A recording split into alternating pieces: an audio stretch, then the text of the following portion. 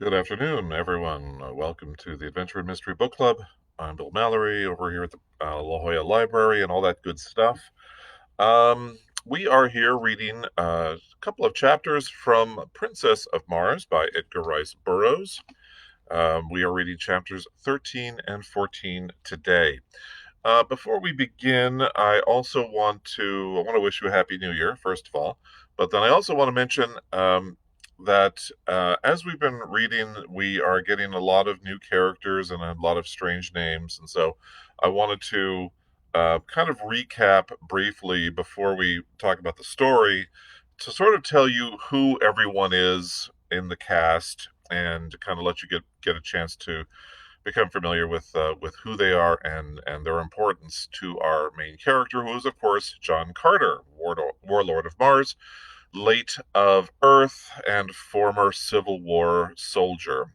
Now plying his soldiering trade on Mars, and he is currently taken up with the first group of people who have found him, namely the Green Martians, 15-foot tall, 4 arms and 2 legs.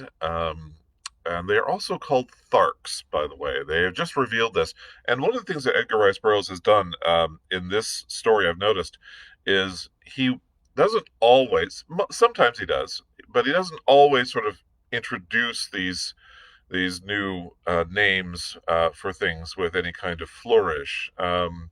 So he mentions the Green Martians are also called Tharks, but he doesn't really sort of make a big deal out of it, doesn't really point it out. He sort of mentions it kind of casually. So some, you might not have seen that or heard that, or might have missed it in your own reading.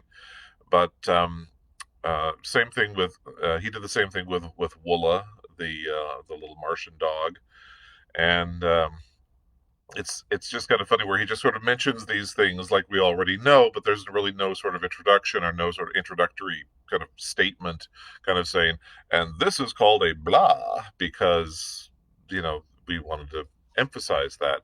Of course, he has done that with other characters. Deja Thoris is one of them where he did actually introduce her as a character and her name at the same time. But every once in a while, he'll kind of slip in these other things that people might not have noticed.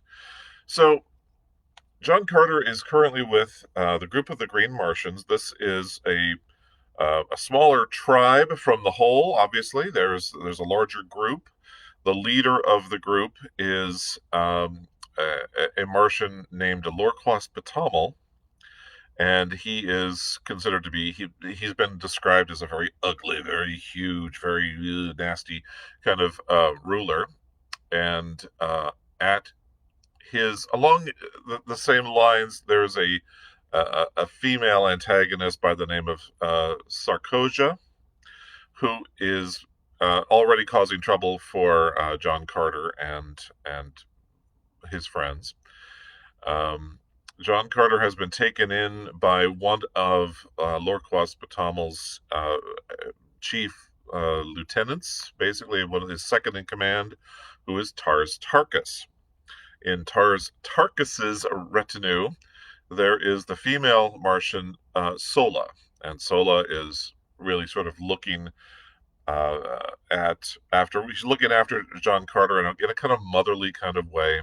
And in fact, to kind of emphasize this, she has already picked up and is starting to raise one of the young Martians that we saw in the scene, where they hatch out and they all run through this sort of line of green Martians and are picked up, and whoever gets that child is the one that raises them. And so and Sola has been described as being kind of a throwback, a genetic throwback to the way Martians were thousands of years ago, which was that Sola has some empathy towards others. She feels kindness towards them. She wants to help them.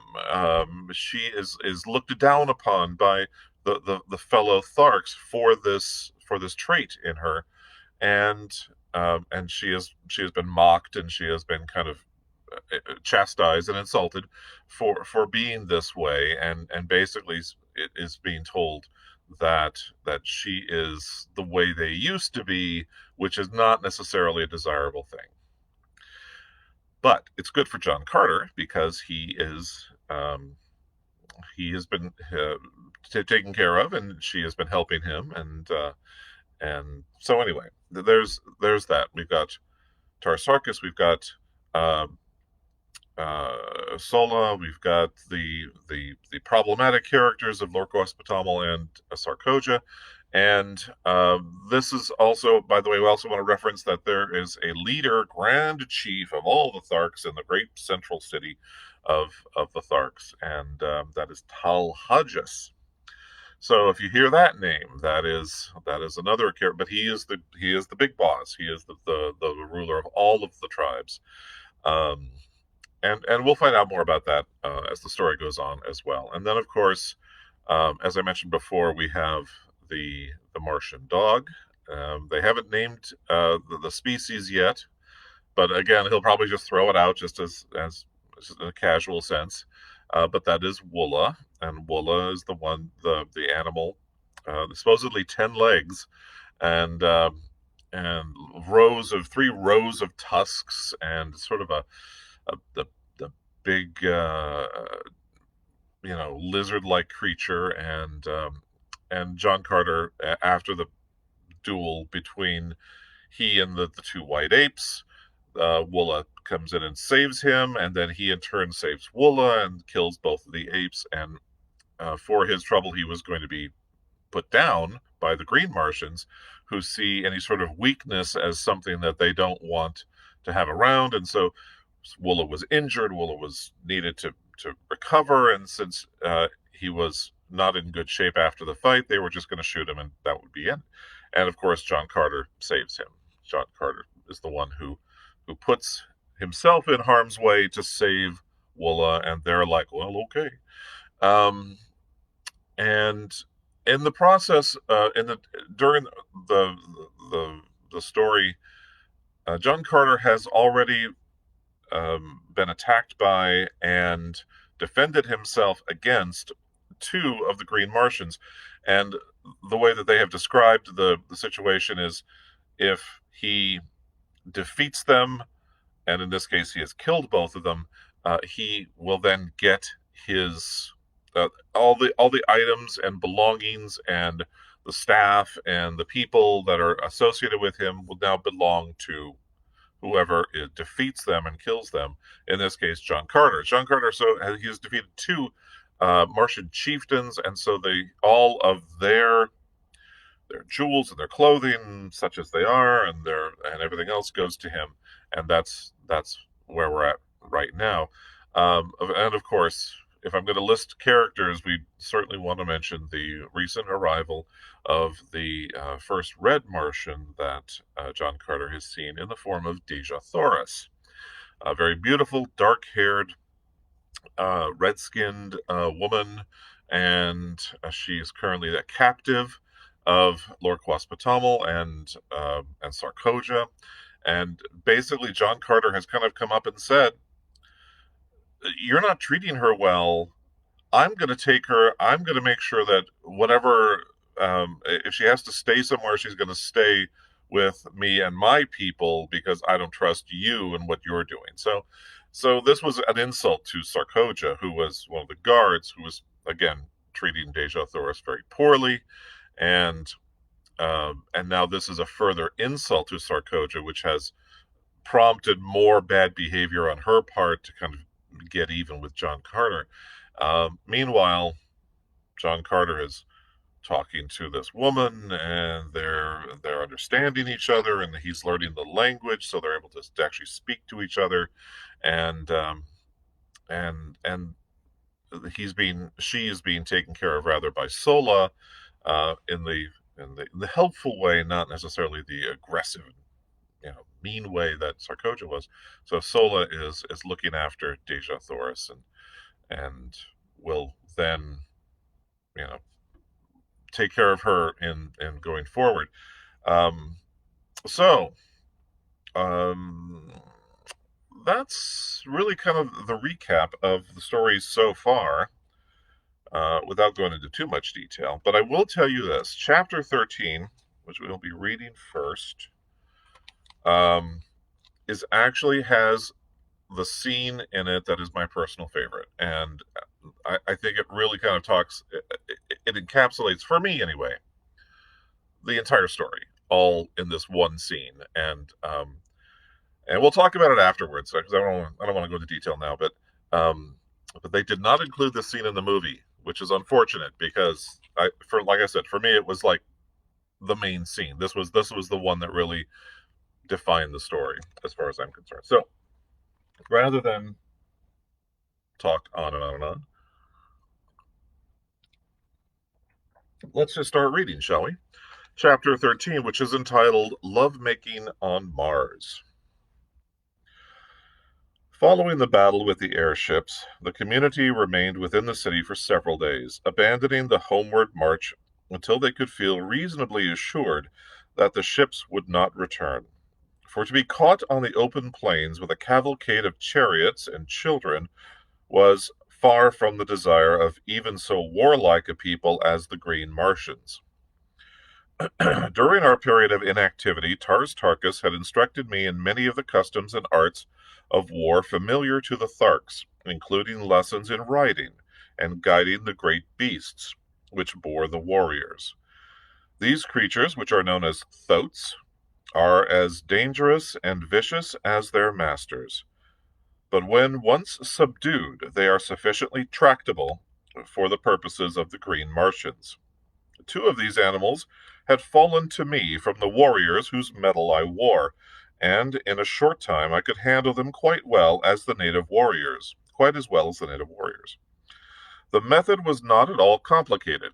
If thoats did not respond with sufficient celerity to the telepathic instructions of their riders, they were dealt a terrific blow between the ears with the butt of a pistol, and if they showed fight, this treatment was continued until the brutes either were subdued or had unseated their riders. In the latter case, it became a life and death struggle between man and beast. If the former were quick enough with his pistol, he might live to ride again, though upon some other beast. If not, his torn and mangled body was gathered up by his women and burned in accordance with Tharkian custom. My experience with Woola determined me to attempt the experiment of kindness in my treatment of my thoats. First, I taught them that they could not unseat me, and even rapped them sharply between the ears to impress upon them my authority and mastery. Then, by degrees, I won their confidence in much the same way as I had adopted countless times with my many mundane mounts. I was ever a good hand with animals, and by inclination as well as because it brought more lasting and satisfactory results. I was always kind and humane in my dealings with the lower orders.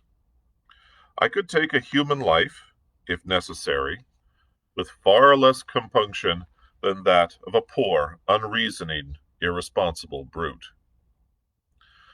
In the course of a few days, my thoats were the wonder of the entire community.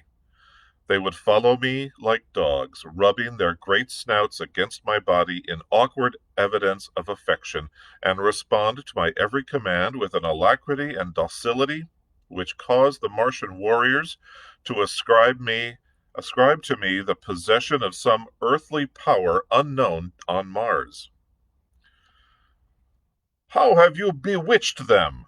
asked Tars Tarkas one afternoon, when he had seen me run my arm far between the great jaws of one of my thoats, which had wedged a piece of stone between two of his teeth while feeding upon moss-like vegetation within our courtyard.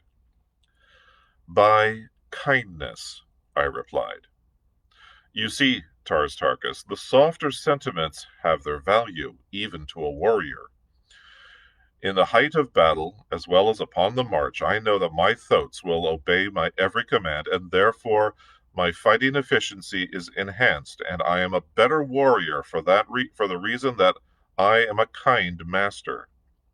Your other warriors would find it to the advantage of themselves as well as of the community to adopt my methods in this respect. Only a few days since you yourself told me that these great brutes, by the uncertainty of their tempers, often were the means of turning victory into defeat, since, at a crucial moment, they might elect to unseat and rend their riders. Show me how you accomplish these results, was Tarkis's only rejoinder.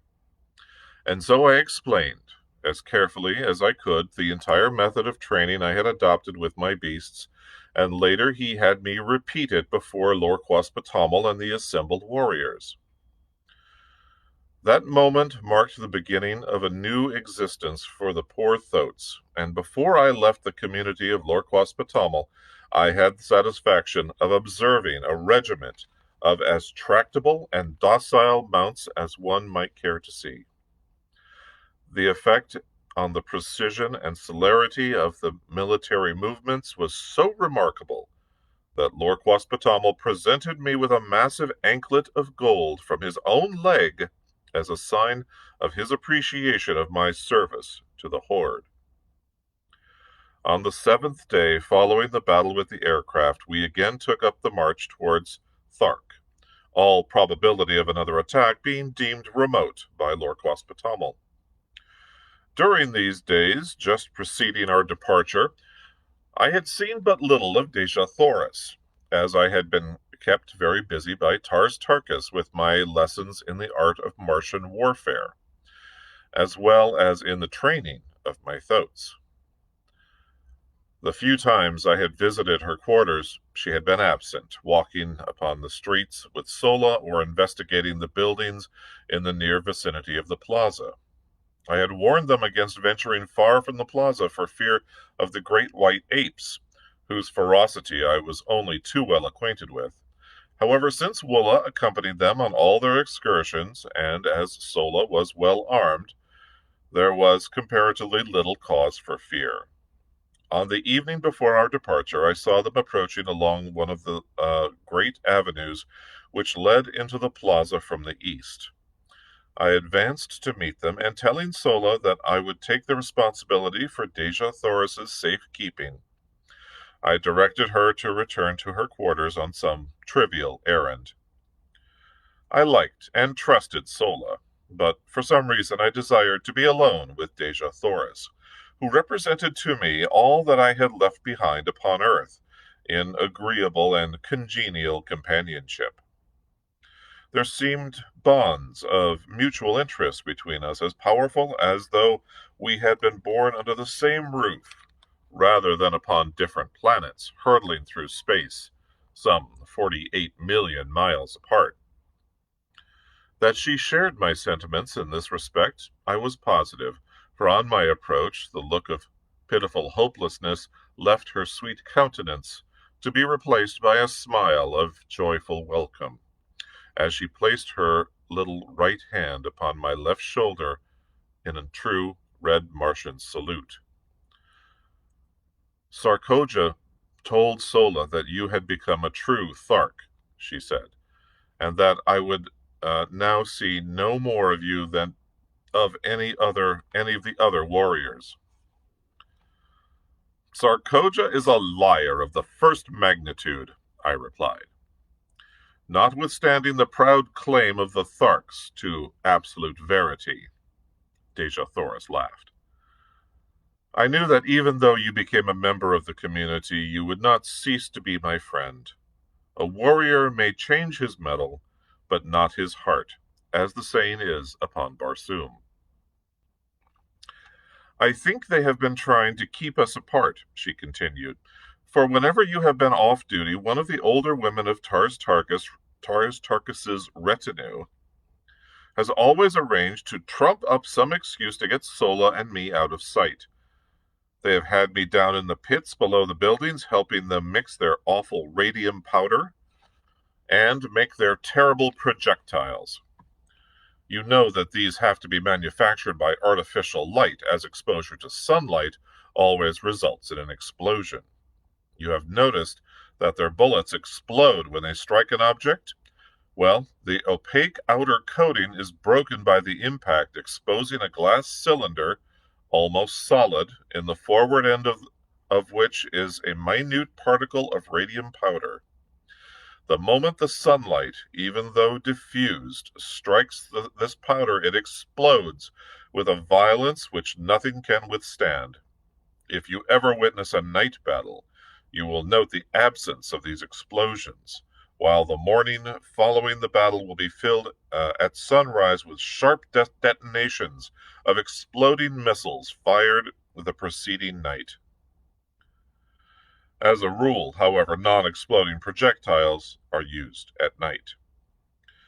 There's a footnote here, which reads, I have used the word radium in describing this powder because, in the light of recent discoveries on Earth, I believe it to be a mixture of which radium is the base. In Captain Carter's manuscript, it is mentioned always by the name used in the written language of helium, and is spelled in hieroglyphics, which would be difficult and useless to reproduce. While I was much interested in Dejah Thoris's explanation of this wonderful adjunct to Martian warfare, I was more concerned by the immediate problem of their treatment of her. That they were keeping her away from me was not a matter for surprise, but that they should subject her to dangerous and arduous labor filled me with rage. Have they ever subjected you to cruelty and ignominy, Dejah Thoris? I asked, feeling the hot blood of my fighting ancestors leap in my veins as I awaited her reply. Only in little ways, John Carter, she answered. Nothing that can harm me outside my pride. They know that I am the daughter of 10,000 Jedeks, that I trace my ancestry straight back without a break to the builder of the first great waterway, and they, who do not even know their own mothers, are jealous of me.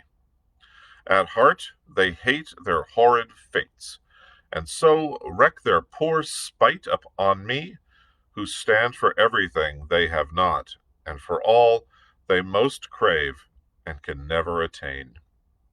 Let us pity them, my chieftain, for even though we die at their hands, we can afford them pity, since we are greater than they, and they know it.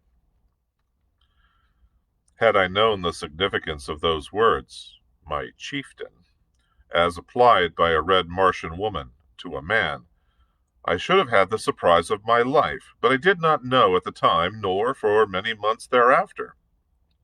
Yes, I still had much to learn upon Barsoom. I presume it is the better part of wisdom that we bow to our fate with as good grace as possible, Dejah Thoris. But I hope, nevertheless, that I may be present the next time that any Martian, green, red, pink, or violet, has the temerity to even so much as frown on you, my princess. Dejah Thoris caught her breath at my last words, and gazed upon me with dilated eyes and quickening breath, and then, with an odd little laugh, which brought roguish dimples to the corners of her mouth, she shook her head and cried, What a child! A great warrior, and yet a stumbling little child. What have I done now? I asked, in sore perplexity. Some day you shall know, John Carter, if we live. But I may not tell you, and I, the daughter of Mors Kajak, son of Tardos Mors, have listened without anger, she soliloquized in conclusion. Then she broke out again into one of her gay, happy, laughing moods, joking with me on my prowess as a Thark warrior, as contrasted with my soft heart and natural kindliness. I presume that should you accidentally wound an enemy, you would take him back home and nurse him back to health, she laughed. That is precisely what we do on Earth, I answered, at least among civilized men. This made her laugh again. She could not understand, and understand it, for, with all her tenderness and womanly sweetness, she was still a Martian, and to a Martian the only good enemy is a dead enemy. For every dead foeman means so much more to divide between those who live. I was very curious to know what I had said or done to cause her so much perturbation a moment before, and so I continued to importune her to enlighten me. No, she exclaimed. It is enough that you have said it, and that I have listened. And when you learn, John Carter, and if I be dead, as likely enough I shall be ere the further moon has circled Barsoom another 12 times, remember that I listened, and that I smiled. It was all Greek to me, but the more I begged her to explain, the more positive became her denials of my request, and so, in very hopelessness, I desisted. Day had now given way to night, and as we wandered along the great avenue lighted by the 2 moons of Barsoom, and with Earth looking down upon us out of her luminous green eye, it seemed that we were alone in the universe, and I, at least, was content that it should be so. The chill of the Martian night was upon us, and removing my silks, I threw them across the shoulders of Dejah Thoris. As my arm rested for an instant upon her, I felt a thrill pass through every fiber of my being, such as contact with no other mortal has ever produced, and it seemed to me that she had leaned slightly toward me. But of that I was not sure. Only I knew that as my arm rested there across her shoulders longer than the act of adjusting the silk required, she did not draw away, nor did she speak. And so, in silence, we walked the surface of a dying world. But in the breast of one of us, at least, had been born that which is ever oldest, yet ever new. I loved Dejah Thoris.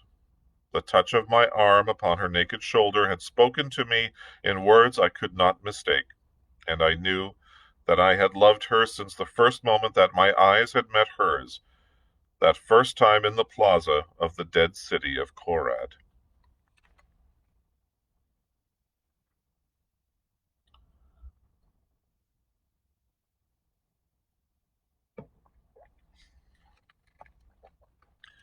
Chapter 14. A Duel to the Death. My first impulse was to tell her of my love, and then I thought of the helplessness of her position wherein I alone could lighten the burdens of her captivity, and protect her in my poor way against the thousands of hereditary enemies she must face upon our arrival at Thark. I could not chance causing her additional pain or sorrow by declaring a love which, in all probability, she did not return. Should I be so indiscreet, her position would be even more unbearable than now, and the thought that she might feel that I was taking advantage of her helplessness to influence her decision was the final argument which sealed my lips. Why are you so quiet, Dejah Thoris? I asked. Possibly you would rather return to Sola and your quarters. No, she murmured. I am happy here. I do not know why it is that I should always be happy and contented when you, John Carter, a stranger, are with me. Yet at such times it seems that I am safe, and that with you I shall soon return to my father's court, and feel his strong arms about me, and my mother's tears and kisses on my cheek.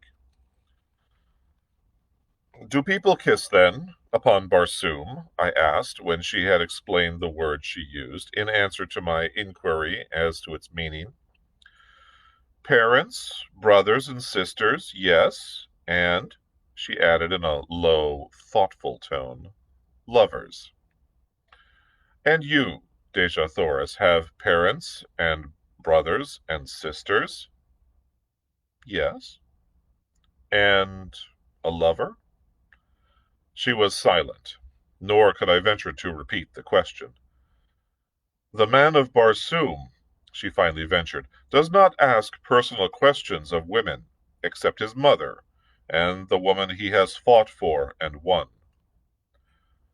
But I have fought, I started, and then I wished my tongue had been cut from my mouth, for she turned even as I caught myself, and ceased, and drawing my silks from her shoulder, she held them out to me, and without a word, and with head held high, she moved with the carriage of the queen she was toward the plaza and the doorway of her quarters. I did not attempt to follow her, other than to see that she reached the building in safety, but, directing Woola to accompany her, I turned disconsolately and entered my own house. I sat for hours, cross-legged and cross-tempered, upon my silks, meditating upon the queer freaks chance plays upon us poor devils of mortals. So this was love. I had escaped it for all the years I had roamed the 5 continents and their encircling seas, in spite of beautiful women and urging opportunity, in spite of a half desire for love and a constant search for my ideal. It had remained for me to fall furiously and hopelessly in love with a creature from another world, of a species similar, possibly, yet not identical with mine. A woman who was hatched from an egg, and whose span of life might cover 1,000 years, whose people had strange customs and ideas, a woman whose hopes, with whose pleasures, whose standards of virtue and of right and wrong might vary greatly from mine as did those of the green Martians.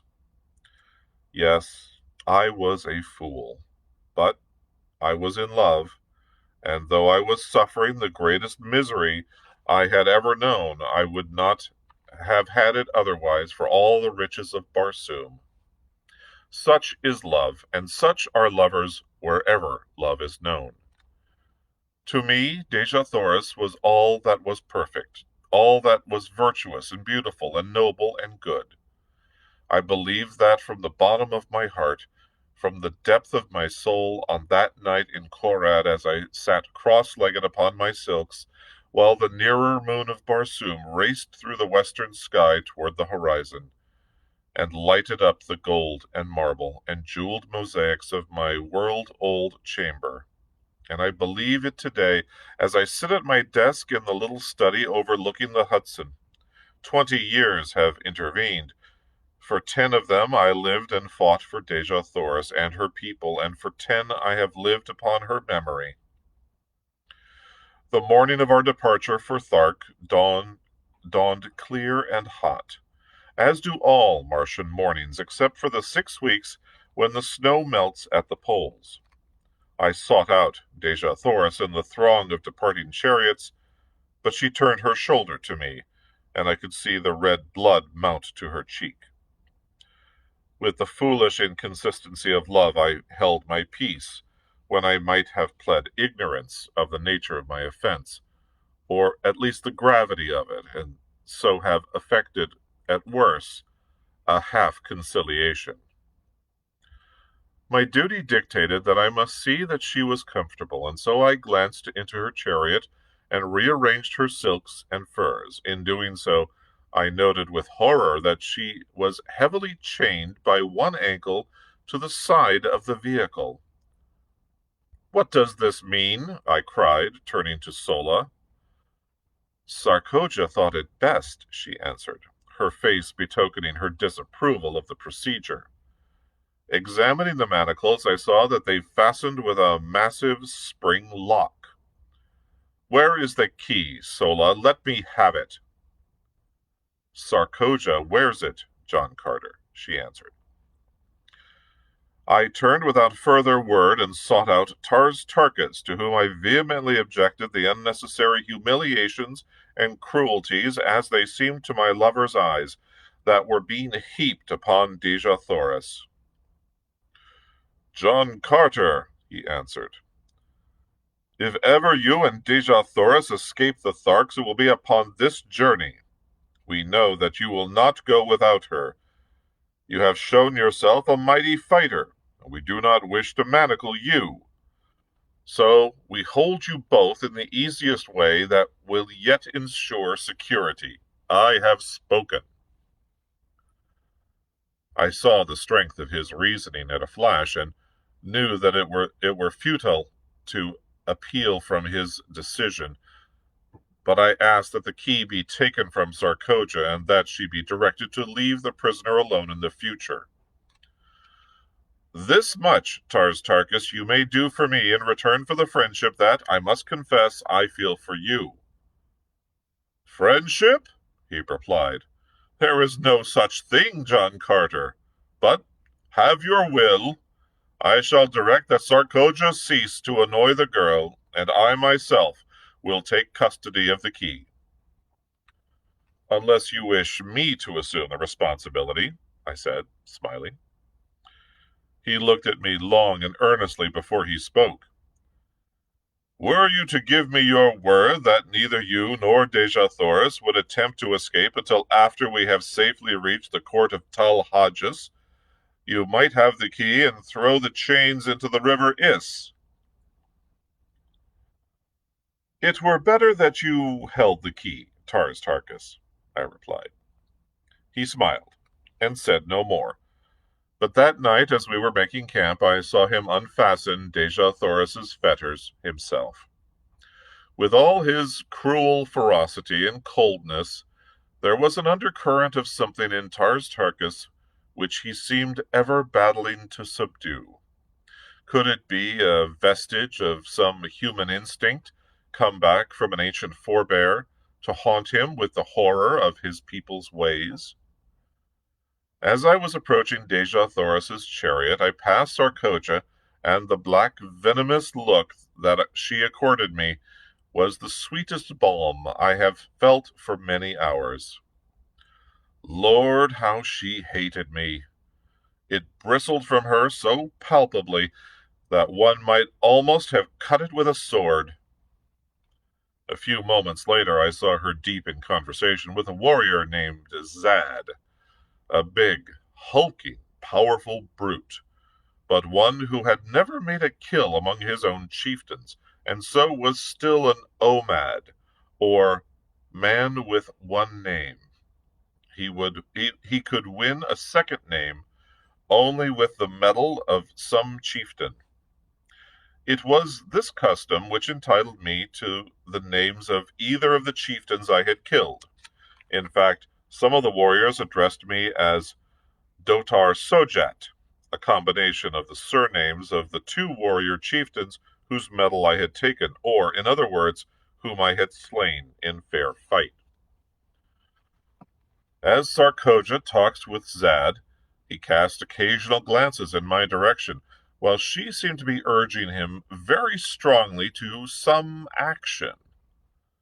I paid little attention to it at the time, but the next day I had good reason to recall the circumstances and at the same time gain a slight insight into the depths of Sarkoja's hatred and the lengths to which she was capable of going to wreak her horrid vengeance upon me. Deja Thoris would have none of me again on this evening, and though I spoke her name, she neither replied nor conceded by so much as the flutter of an eyelid that she realized my existence. In my extremity, I did what most other lovers would have done. I sought word from her through an intimate. In this instance, it was Sola whom I intercepted in another part of the camp. "What is the matter with Deja Thoris?" I blurted out to her. "Why will she not speak to me?" Sola seemed puzzled herself, as though such strange actions on the part of two humans were quite beyond her, and, indeed, they were, poor child. "She says you have angered her, and that is all she will say, except that she is the daughter of a Jed, and the granddaughter of a Jeddak, and that she has been humiliated by a creature who could not polish the teeth of her grandmother's Sorak." I pondered over this report for some time, finally asking, What might a sorak be, Sola?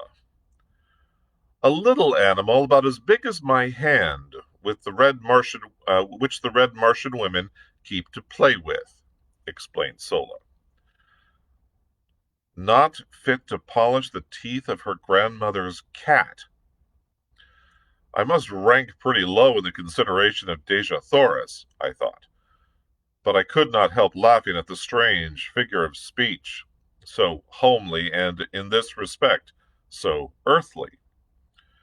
It made me homesick, for it sounded very much like not fit to polish her shoes, and then commenced a train of thought quite new to me. I began to wonder what my people at home were doing. Excuse me. I had not seen them for years. There was a family of Carters in Virginia who claimed close relationship with me. I was supposed to be a great uncle or something of the kind, equally foolish. I could pass anywhere for 25 to 30 years of age, and to be a great uncle always seemed the height of incongruity, for my thoughts and feelings were those of a boy. There were 2 little kiddies in the Carter family whom I had loved and who had thought there was no one on earth like Uncle Jack. I could see them just as plainly as I stood there under the moonlit skies of Barsoom, and I longed for them as I had never longed for any mortals before. By nature a wanderer, I had never known the true meaning of the word home.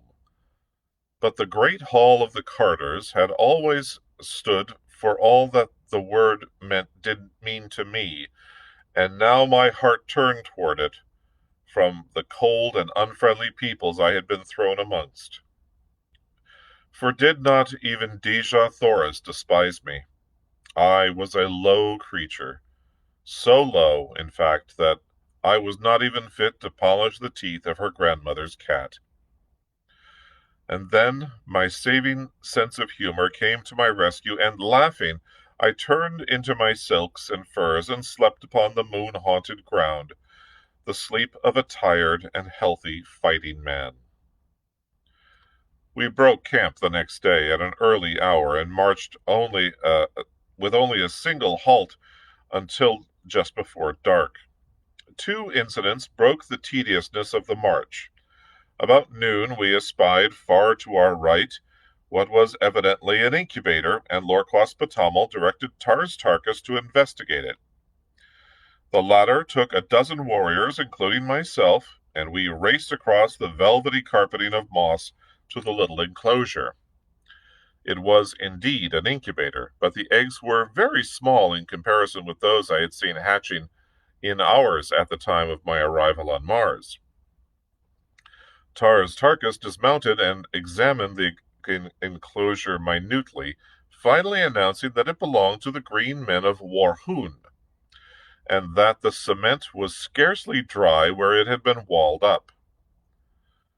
"They cannot be a day's march ahead of us," he exclaimed, in the light of battle leaping into his fierce face. The work at the incubator was short indeed. The warriors tore open the entrance, and a couple of them, crawling in, demolished all the eggs with their short swords, then, remounting, dashed back to join the cavalcade. During the ride, I took occasion to ask Tars Tarkas if these Warhoons, whose eggs we had destroyed, were a smaller people than his Tharks. I noticed that their eggs were so much smaller than those I saw hatching in your incubator, I added. He explained that the eggs had just been placed there, but like all green Martian eggs, they would grow during the 5-year period of incubation until they obtained the size of those I had seen hatching on the day of my arrival on Barsoom.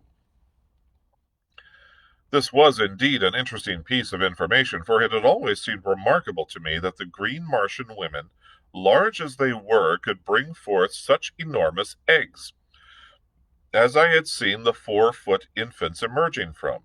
As a matter of fact, the new laid egg is but little larger than an ordinary goose egg, and as it does not commence to grow until subjected to the light of the sun, the chieftains have little difficulty in transporting several hundreds of them at one time from the storage vaults to the incubators. Shortly after the incident of the Warhoon eggs, we halted to rest the animals, and it was during this halt that the second of the day's interesting episodes occurred. I was engaged in changing my riding cloths from one of my thoats to the other, and for I divided the day's work. But a word struck my animal a terrific blow with his long sword.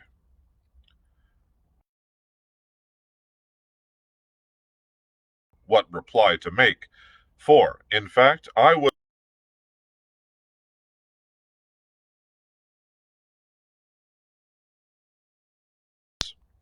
But he stood waiting with drawn longsword, and my only choice was to draw my own and meet Sir One. This latter alternative is always permissible.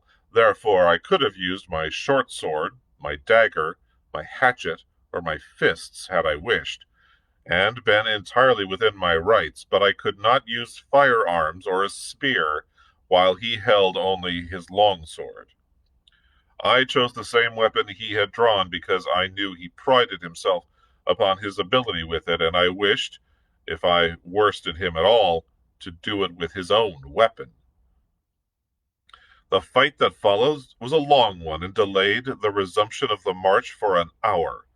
The entire community surrounded us, leaving a clear space about 100 feet in diameter for our battle. Zad first attempted to rush me down as a bull might a wolf, but I was much too quick for him, and each time I sidestepped his rushes, he would go lunging past me, only to receive a nick from my sword upon his arm or back. He was soon streaming blood from half-dozen minor wounds, but I could not obtain an opening to deliver an effective thrust. When he changed his tactics, and fighting warily and with extreme dexterity, he tried to do by science what he was unable to do by brute strength. I must admit that he was a magnificent swordsman, and had it not been for my greater endurance and remarkable agility, the lesser gravitation of Mars lent me, I might not have been able to put up the creditable fight I did against him. We circled for some time without doing much damage on either side, the long, straight, needle-like swords flashing in the sunlight and ringing out upon the stillness as they crashed together with each effective parry. Finally, Zad, realizing that he was tiring more than I, evidently decided to close in and end the battle in a final blaze of glory for himself. Just as he rushed me, a blinding flash of light struck full in my eyes, so that I could not see his approach and could only leap blindly to one side in an effort to escape the mighty blade that it seemed I could already feel in my vitals. I was only partially successful, as a sharp pain in my left shoulder attested, but in the sweep of my glance, as I sought to again locate my adversary, a sight met my astonished gaze which paid me well for the wound the temporary blindness had caused me. There, upon Dejah Thoris's chariot, stood three figures, for the purpose evidently of witnessing the encounter above the heads of the intervening Tharks. There were Dejah Thoris, Sola, and Sarkoja. And as my fleeting glance swept over the little tableau, a little tableau was presented which will stand graven in my memory to the day of my death. As I looked, Dejah Thoris turned upon Sarkoja with the fury of a young tigress, and struck something from her upraised hand, something which flashed in the sunlight as it spun to the ground.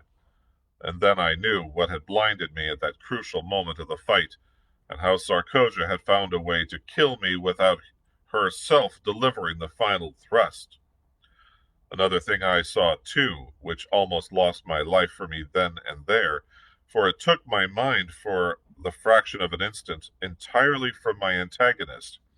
For as Dejah Thoris struck the tiny mirror from her hand, Sarkoja, her face livid with hatred and baffled rage, whipped out her dagger and aimed a terrific blow at Dejah Thoris.